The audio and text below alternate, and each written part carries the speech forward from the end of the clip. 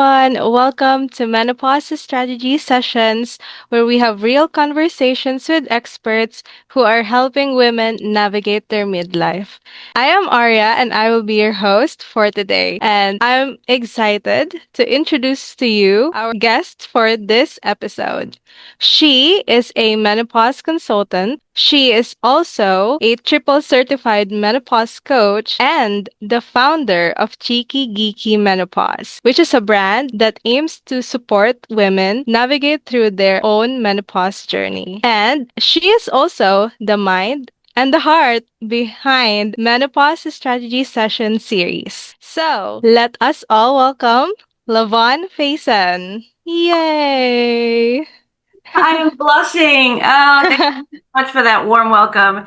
It is going to be interesting for this session because I'm on the other side, so I'm excited. Thank you. Yeah. And I'm also excited because we get to know you a bit more, like what you do and how you work with women navigate their own menopause journey. So, tell us a bit about the story behind Cheeky Geeky Menopause. Like, what led you to create Cheeky Geeky and why the name? What's the story behind Cheeky Geeky? I love to talk about Cheeky Geeky. I could talk about that forever, so thank you. So I have been through the perimenopause journey and I am safely on the other side. So women, let me tell you, the ride might be bumpy, but when you get to postmenopause, it's all great and life is great. But my journey itself was, for me, very frustrating. I had a lot of anxiety because as things began to change in my body, I didn't have the words to describe how I was feeling. And I also did not have doctors in my corner that were helping me understand all of the crazy changes that were happening in my body. I literally thought that I was going crazy. And that's actually the motto. You're not crazy. You're just in hormonal chaos, because that's exactly what was happening. My hormones were changing, they were fluctuating, and they were causing symptoms in my body that came out of nowhere.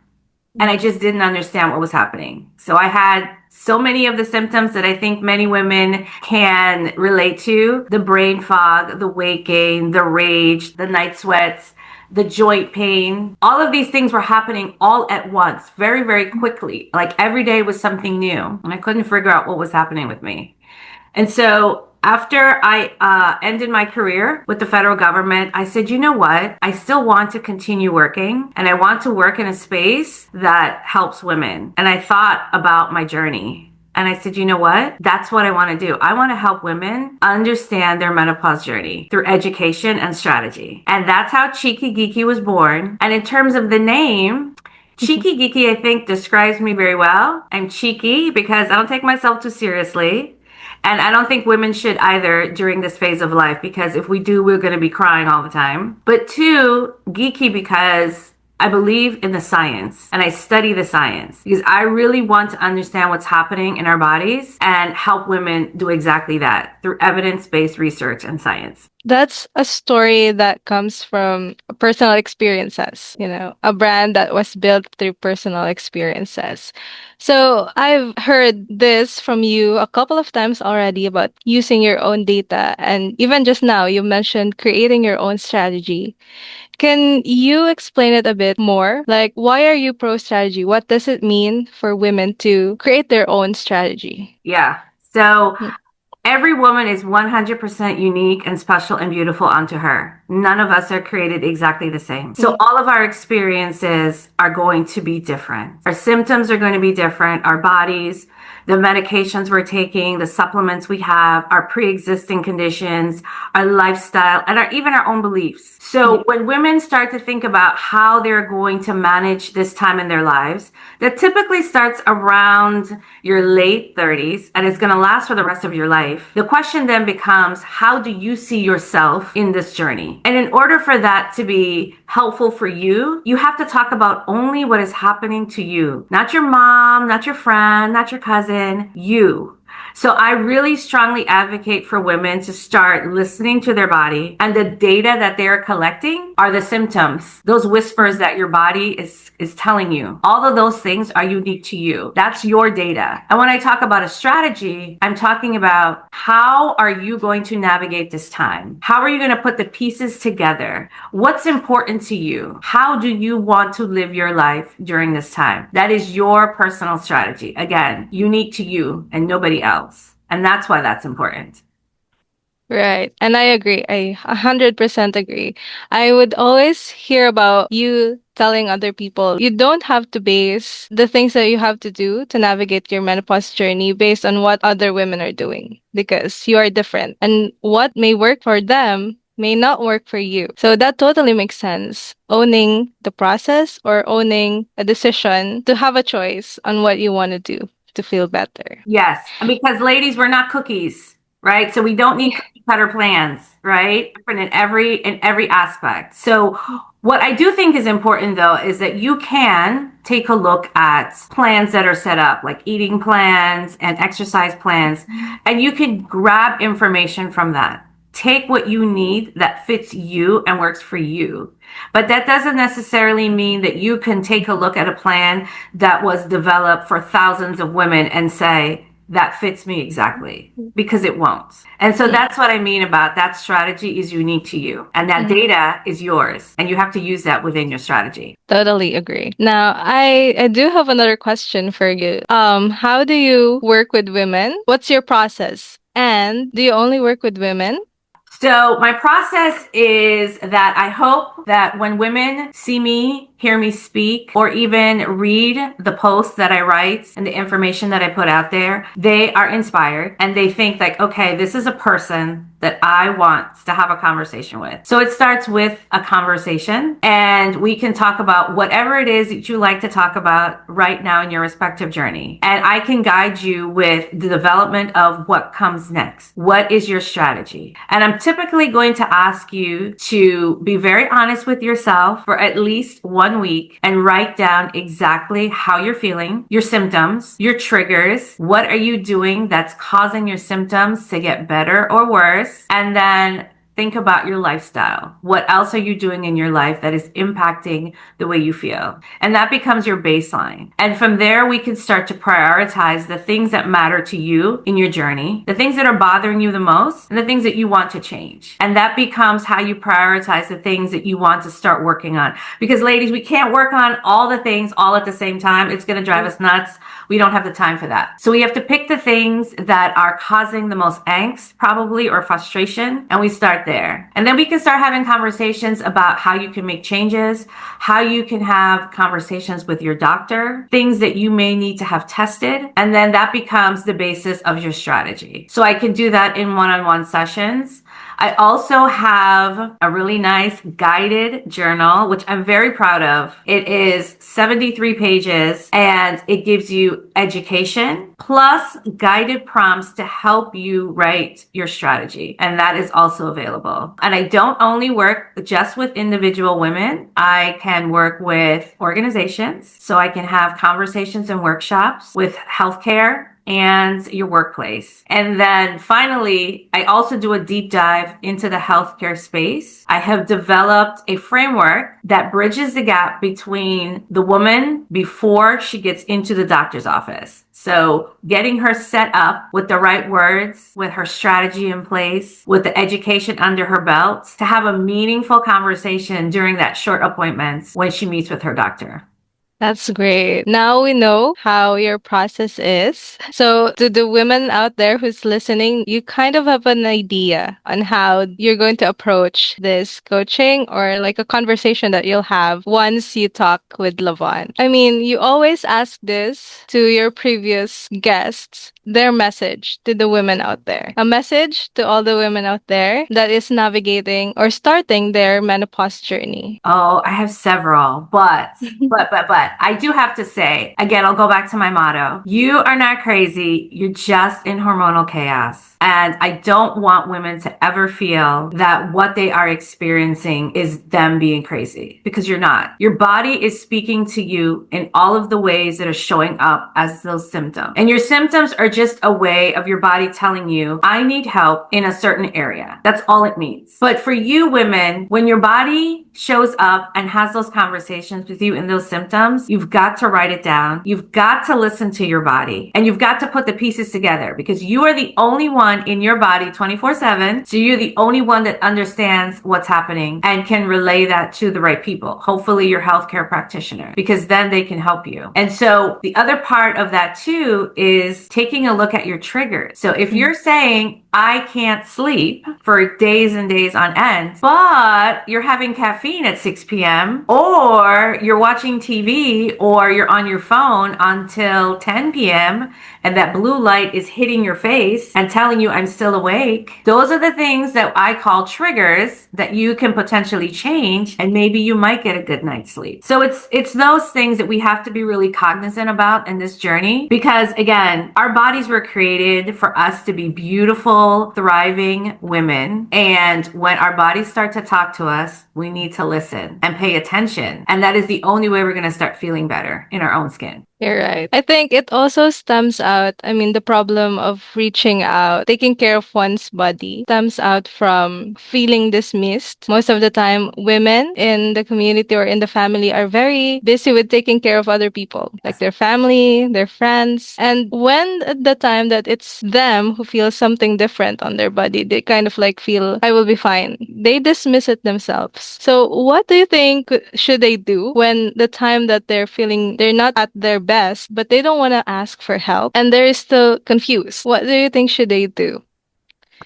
Well, what you shouldn't do, I'll tell you this. Yeah.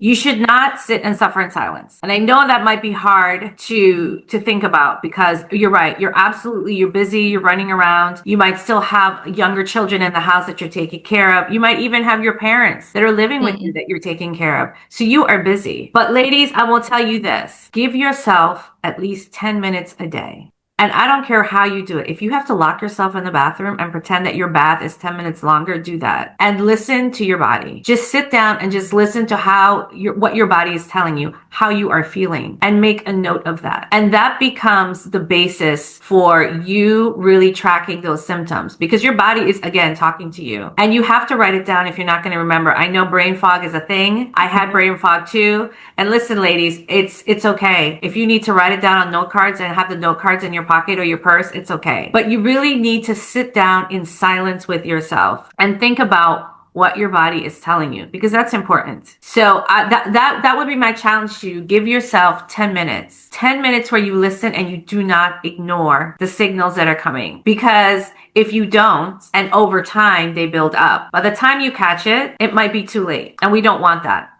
So in terms of not wanting to talk to anybody, I know sometimes it's scary because we are never really taught to talk about this menopause journey with others. Our generation, our parents and our grandparents and our aunts probably did not talk to us about it. But the menopause journey is having a resurgence right now. We are talking about it right now all across the world. So even if you don't want to talk to your friends about it, there are ways that you can get information. You can talk to educators. You can listen to podcasts. You can follow stories that you see on sites like the Menopause Society, the International Menopause Society, and you can get educated. And then maybe you start to think, oh, wait a second. That is me. I understand what they're saying. And then maybe you get the courage to have a conversation with somebody else. But I would not keep it bottled up, because I did some of that myself. And I realized that I had spent such a long time in pain. And I was like, why didn't I say something? I could have solved this so much easier. So that's what I would say. I just want to touch on, imagine having just the 10 minutes of the 24-hour day would make a difference. And it makes sense. Slowly, you have to listen to what's happening to your body. If you're not used to doing that because you're running around and you're busy, that short amount of time would be something that you should slowly get into. Because you're right. Maybe in the later days or in the years to come, something will make you feel a lot worse. And that's something that we don't want. That's what you said. Yeah, and even ladies, if you can't do 10 minutes, maybe 5, just start there and just take a breath and think about how you're feeling right now in your skin. That's important. Where do you have a pain? Where is there a throbbing sensation? Where do your joints hurt? How long have you had this headache? How long have you been feeling sad or depressed or really angry? Or where do you feel a twinge of pain? Like those are the things that matter. Those are the little signals that your body is sending to you. And if you think that you are feeling this way and there's 10 of those, that's 10 little ways that your body is saying, hey, listen to me. Listen to me. I'm trying to tell you something. And we have to pay attention to that. Let me also talk about if you go to your doctor and your doctor dismisses you, that is your sign to say, you are not the right doctor for me and I'm going to find somebody else. Because that happened to me. I went into my doctor and I complained for 5 years straight about gaining weight. And I could not understand why I was gaining weight. I had not changed anything in my life. I was eating the same way. I was exercising. I was doing all the things I thought were correct. And my doctor said to me, oh, great. Well, you know what? Why don't you try a liquid diet? And at that point, I said, no, ma'am. I am not going on a liquid diet. That's not the solution to this problem. I don't think that you are really listening to me. And so I changed doctors. You have to really advocate for yourself during this point in time. Again, that strategy. What is bothering you? What do you want to solve for? What is it that your body is telling you that you need to fix? That's really it. And bring your data. You don't have to settle. That's it. Correct. You could say no. Correct. Yes, Yeah. that's good. I'm going to coin that phrase, Aria. You do not have to settle. No. Yes, I No. agree. You don't have to settle. You can say no. And if you're going to the same doctor for years and you're still not feeling better, you could try to look for, I guess, another doctor that you could talk to or someone who could educate you a bit more on what you're feeling. It's your choice. It's your decision to make and it's for yourself. So be an advocate for yourself. Yes. 100%. Be an advocate for yourself. And again, I'm going to say it. Are being an advocate for yourself. What are you bringing in? You're bringing in your own data that you have collected on your body because you have listened to your body. That's it right there. You are having that conversation. And instead of you coming into your doctor's office saying, I feel like crap, you're going to say, okay, I feel like crap, but here is why. These are the things that I have been experiencing. This is how long. This is how it makes me feel. This is the severity. These are my triggers. That is your data. And with that, your doctor can put all of those pieces together, hopefully, take a look at the entire puzzle and say, okay, now I see the connection. Now I can diagnose and talk to you about a treatment plan. But it starts with your data. And again, I'm going to talk about strategy and it talks about your strategy. Doctor, these are the 3 things I want to solve for today. Or maybe the one thing, and maybe it's sleep because that is so important, right? You can say, I'm not sleeping well. Please help me with this. Maybe once you get your sleep together, all the other things fall into place. So, like, having a strategy would help not just the women, but also their doctors. It would make things easier for the both of them to have a solution. Yes, you do have to help your doctor help you. Right? Yes. That's fair. That's fair. We've got to do that, right? And within your strategy, it can change. Once you solve for one thing and you're like, wow, I'm getting maybe 6 hours of sleep and I want to try to get 8, right? So you do that. Maybe you work on that for the first 4 weeks. And then you're like, okay, so now I've got the sleep down. The next thing I want to work on is my joint pain or exercising more or whatever else you have on your list. And then you work on that because you have a plan. You have a strategy towards how you want to feel in your own skin.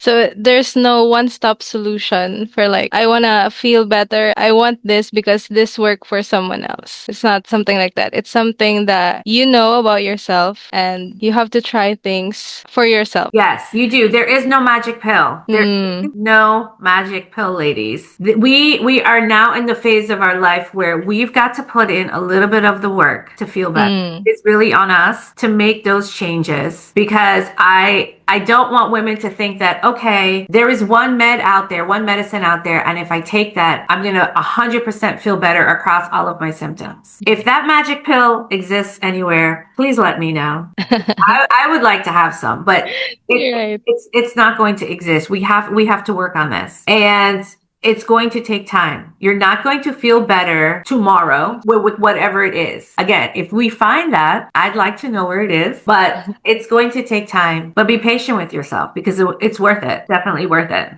You mentioned that maybe they could read somewhere that this could work. I mean, I also want to touch on the information or the resources that they could find online. There are a lot of resources. Sometimes women do their own research, but sometimes what's happening is that they get overwhelmed with the information, with the things that they read, with the personal experiences of other women. So when the information gets too overwhelming, what should we do? I mean, you're also a researcher. So what should women do out there so that they don't get overwhelmed with the information that they're taking in?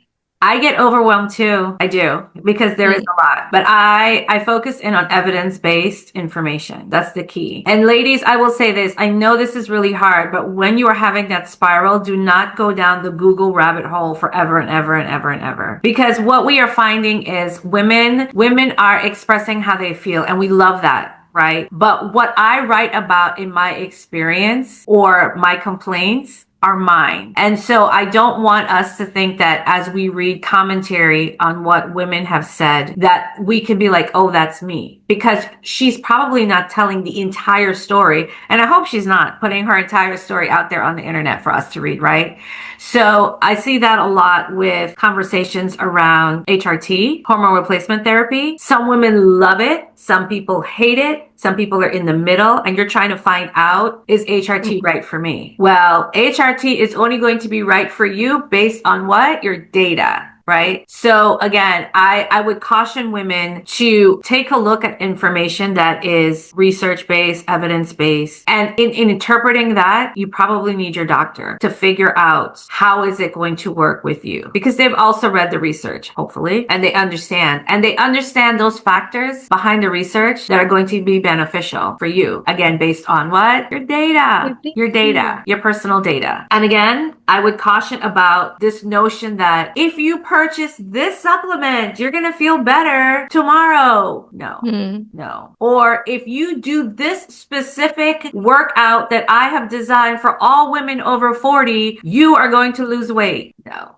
Right? So we really have to be cognizant about that. And I advocate for women to read and understand. But when it becomes overwhelming, that's when you turn to healthcare, your practitioners, your experts in the space, menopause coaches, consultants, other people like myself who have studied this that can give you some guidance, because there's a lot out there. And sometimes you just have to take all of that information and kind of funnel it down into some bite-sized pieces that actually work for you.